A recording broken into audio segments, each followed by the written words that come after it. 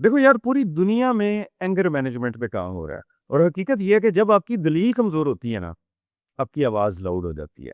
लेकिन हमारी सोसाइटी में गुस्से को पावर समझा जाता है। बाप जब अपनी औलाद पे गुस्सा करे तो इसको अथॉरिटी समझा जाता है। बॉस जब अपने वर्कर्स पे गुस्सा करे तो इसको लीडरशिप समझा जाता है। हस्बैंड अपनी वाइफ पे गुस्सा करे तो इसको पर्सनैलिटी समझा जाता है। आज समझेंगे कि ये गुस्सा आता क्यों है और इसका सॉल्यूशन क्या है। सबसे पहले तो ये समझ लेते हैं कि गुस्सा कोई इमोशन नहीं, ये रिएक्शन है। इंसान जब खुद को डिसरिस्पेक्टेड, इग्नोर्ड या वीक फील करता है तो उसका जो दिमाग है वो सर्वाइवल मोड में चला जाता है। अब यहाँ तो लॉजिक बंद हो जाती है या लॉजिक को समझना कम कर देता है।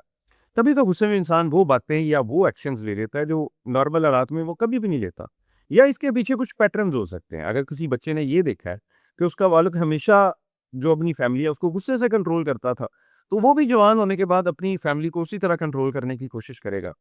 और ये पैटर्न्स डिफरेंट हो सकते हैं। 2 दोस्त हैं, वो आपस में बैठे हैं, वो एक-दूसरे को मज़ाक में गालियाँ दे रहे हैं।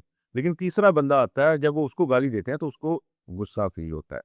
तो सबसे पहले तो इसमें आपने ये समझना है कि गुस्सा इमोशन नहीं, ये एक रिएक्शन है and awareness is the key. जब आपको पता चल गया कि मैं गुस्से में हूँ, तो आपने गुस्से को अपना रिएक्शन समझना है, इसको अपनी पर्सनैलिटी, अपनी आइडेंटिटी नहीं बनाना। जब आपको पता चल जाए कि मैं गुस्से में हूँ, तो सबसे पहले पढ़ लें अऊज़ु बिल्लाहि मिनश शैतानिर रजीम और उसके बाद आपने एक छोटा-सा पॉज़ लेना है रिएक्शन देने में। जैसे कि मैंने स्टार्ट में बताया कि ये इमोशन नहीं, ये रिएक्शन है। छोटा-सा पॉज़ लेना है आपने। उसके बाद आपने बॉडी चेंज करनी है। ये एक टेक्नीक है, यानी अगर आप खड़े हैं तो बैठ जाएँ, पानी पी लें या बाहर निकल जाएँ। थोड़ी देर में आपके इमोशंस जो हैं वो आपके कंट्रोल में आ जाएँगे।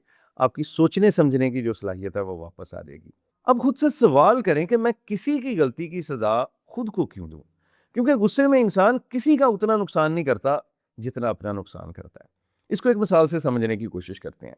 एक बढ़ई की दुकान में एक साँप आ जाता है और गलती से वो किसी आरी के साथ टकरा जाता है।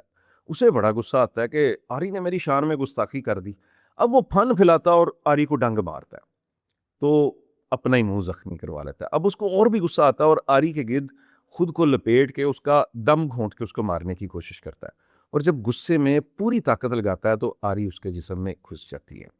सुबह जब बढ़ई आके दुकान खोलता है तो वहाँ पर एक सांप की लाश पड़ी हुई थी। ये स्टोरी फर्जी है, लेकिन moral of the story is that कि उस सांप को आरी ने नहीं मारा, उस सांप को उसके गुस्से ने मारा। अपना बहुत सारा ख्याल रखिएगा।